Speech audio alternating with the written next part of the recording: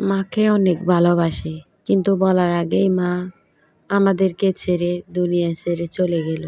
আসসালামু আলাইকুম, সবাই কেমন আছেন? আশা করি সবাই ভালো আছেন।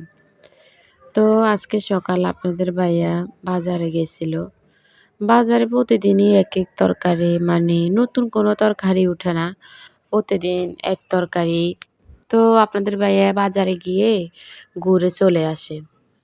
কালকেও আপনাদের ভাইয়া গেছে, গিয়ে দেখতেছে যে সব বাজার একই রকম। তো আম নিয়ে চলে আসছে, তরকারি আনে নাই। তো আজকে ও ফের আনছে ১ কেজি। আজকে বাজারে গেছিল যে বলছে দেখি কাঁচা বাজার কোনো কিছুই নাই, কিছুটা হলো নিয়ে আসেন। তো পটল আনছে, কাঁচামরিচ আনছে আর একটা বেগুন আনছে।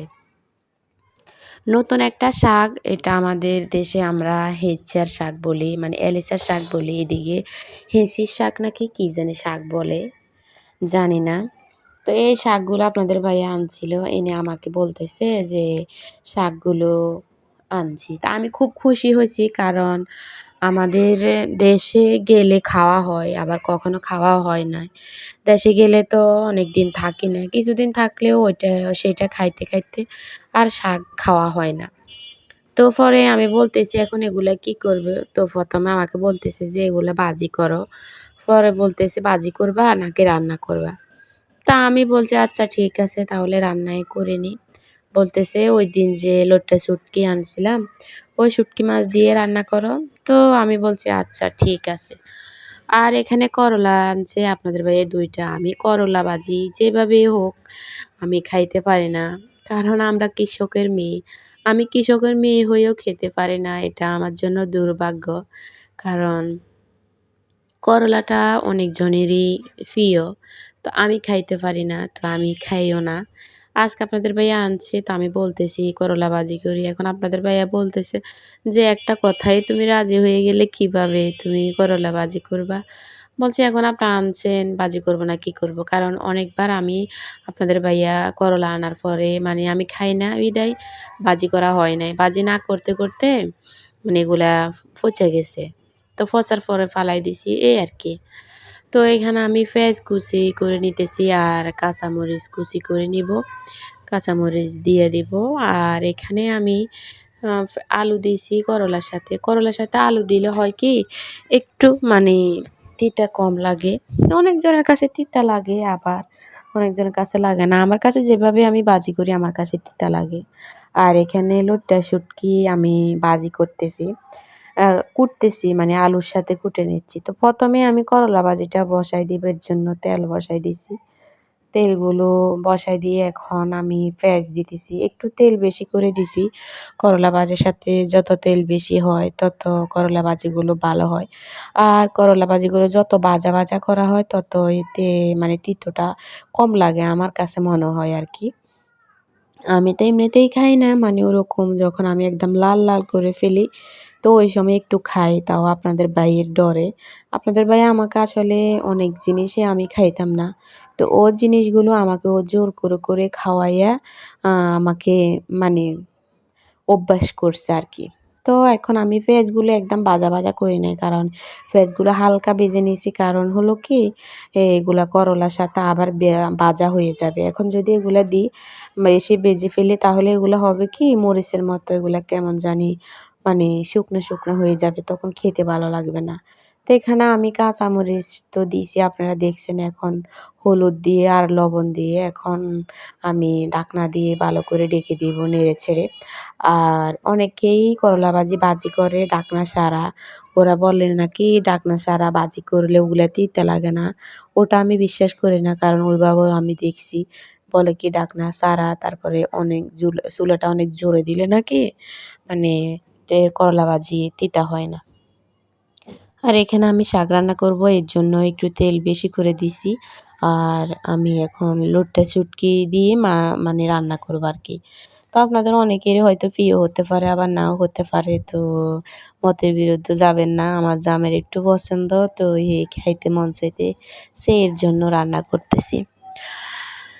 আর তার সাথে আপনাদের সাথে শেয়ার করি দুঃখ সুখের কথা। অনেক সময় অনেক কথা বলে ফেলি। আপনারা মনে কিছু নিবেন না। আসলে যাদের মা নেই তারা জানে কষ্টটা কত গভীরে লাগে। আমার মা নেই আজকে ৬ বছর। খুবই কষ্ট হয় মায়ের জন্য। মায়ের জন্য প্রতিটা মুহূর্তে মনে হয় যে দমটা বন্ধ হয়ে আসে। আপনারা হয়তো বিশ্বাস করবেন কিনা জানি না। আমি না আমার মাকে ভীষণ মিস করি। সবসময় মানে প্রতিটা মুহূর্তে, প্রতিটা মিনিটে মাকে খুবই মিস করি, মাকে খুবই মনে পড়ে। কিন্তু কাউকে বলতে পারি না, কাউকে বুঝাতেও পারি না আমার কাছে কেমন লাগে। আমি মূলত অসুস্থ, অনেক অসুস্থ হই আমার মায়ের জন্য। মানে আমি টেনশন করতে মানে আমি অসুস্থ হয়ে যাই। হাত পায়ে আমি বল পাই না। আপনাদের ভাইয়া তো ডিউটিতে থাকে। উনি বেশিরভাগ দিনে তো ডিউটিতে থাকে। তো উনি ১টা বাজে আসে আর আবার ২টা বাজে চলে যায়। ছেলে সারাক্ষণ মাদ্রাসায় থাকে। আমি বাসায় একলা থাকি। তো একলা থাকতে আমি মানে ডিপ্রেশনে চলে যাই। মানে মায়ের কথা শুধু মনে পড়ে যে এত অল্প বয়সে মা কেন চলে গেছে। কাউকে দুঃখের কথাও বলতে পারি না। কাউকে কারো সাথে শেয়ারও করতে পারি না। তো আপনারা হয়তো বলবেন যে আপনার বোন নাই, ভাই নাই। হ্যাঁ, আলহামদুলিল্লাহ আমার বোন আছে।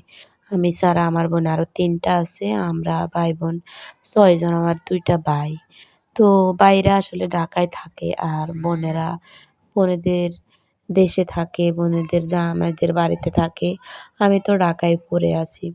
তো বোনেদের সাথে মোবাইলে হাই হ্যালো হয়, কথা হয়। বোনেরাও সবাই সংসারী। সময় কই পাই ওদের সাথে কথা বলতে। আর আপনারা তো জানেনই যে কথাগুলো মায়ের সাথে শেয়ার করা যায়, সেই কথাগুলো বোনেদের সাথে শেয়ার করা যায় না। মার কাছে আপনি যেই কথাগুলো বলবেন, সেই কথাগুলো কখনো অন্য জনের কাছে শেয়ার হবে না। কিন্তু আপন মায়ের পেটের বোন হলেও কোনো কথা যখন আমরা বোনেদের কাছে বলি, কথাগুলো বোনেরা দুঃখের সাথে হোক, সুখের সাথে হোক অন্যজনের সাথে আলোচনা করে ফেলে। আর আলোচনা করার পরে এখন আমি যে কথাটা বলছি, হয়তো এই কথাটা আমি আমার আমার মানে এই কথাটা যখন আমার শ্বশুরবাড়ি কেউ না কিংবা আমার স্বামী বা কিংবা কারো কানে যাবে তখন এই কথাটা শুনলে অ্যা তা আমার সমস্যা হবে না কিংবা আমার লজ্জা হবে। কিন্তু বোনেরা সেটা ভাববে না।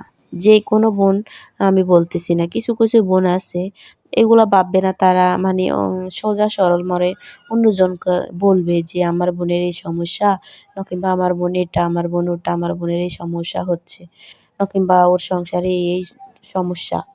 এই কথাগুলো অন্যজনের কাছে বলবে। সে যে অন্যজনকে বলবে না তার তো কোনো গ্যারান্টি নাই। কিন্তু আমি যখন একটা কথা মায়ের কাছে বলবো, মা তো সেটা অন্যজনের কাছে শেয়ার করবে না। মা বলবে কি, "আমার মেয়েরই আমাকে কথাটা বলছে। সেই কথাটা আমি অন্যজনকে বলে ফেললে আমার মেয়ে ছোট হবে না কিংবা আমার মেয়ের সমস্যা হবে। তার জামাই শুনলে সমস্যা হবে।" মা এগুলা ভাববে।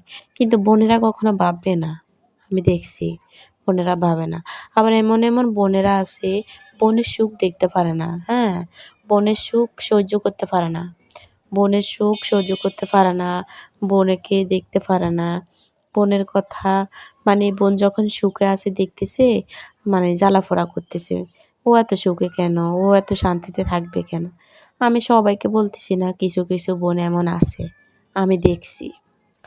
তো এগুলা আসলে আমার সবসময় মনে হয় কিছু কষ্টের মুহূর্তে যখন কাউকে শেয়ার করতে পারি না, কাউকে বলতে পারি না আমার এই কষ্টটা হচ্ছে। তখন বুকের ভিতরে শুধু জ্বালা-পোড়া করে। আমি তখন ওই যে কাটা গরুকে যেমন বেঁধে রাখলে গরুকে যখন জবাই করে ছেড়ে দেওয়া হয় না? গরু যখন লাফায় সবাই ছেড়ে দেওয়ার পরে যখন নিঃশ্বাসটা যাইতেছে, দম বন্ধ যাইতেছে যেমন লাগে আমার কাছেও তেমন লাগে। বিশ্বাস করেন আমার কাছেও তেমন লাগে। কিন্তু আমি কাউকে বলতে পারি না কষ্টটা। মাকে খুব ভালোবাসি কিন্তু মাকে বলা হয় না যে, "মা তোমাকে অনেক ভালোবাসি।" তো রান্নাটা করতে আসলে আপনাদের সাথে একটু শেয়ার করছি। সবাই আমার জন্য দোয়া করবেন। আমি আসলে অনেক ডিপ্রেশনে চলে যাই। একলা থাকি তো খুবই কষ্ট হয়। আর বিকেলবেলা দেখেন এত রোদ পড়তেছে, এত গরম পড়তেছে। এখন আমি ভিডিওটা করছি প্রায় 6:30 বাজে দেখেন। মানে এত গরম পড়তেছে কিছু আসলে বলার নাই। তাপ পড়তেছে মনে হয় যে কেমন লাগতেছে, খুবই খারাপ লাগতেছে। তো আপনাদের সাথে ভিডিওটা শেয়ার করছি যে দেখেন কি অবস্থা। আপনাদের ওইদিকে কেমন গরম পড়তেছে অবশ্যই শেয়ার করবেন, জানাবেন। আর ওখানে দেখতেছি ২ টা আপু বসে, বসে গল্প করতেছে আর পান খাইতেছে।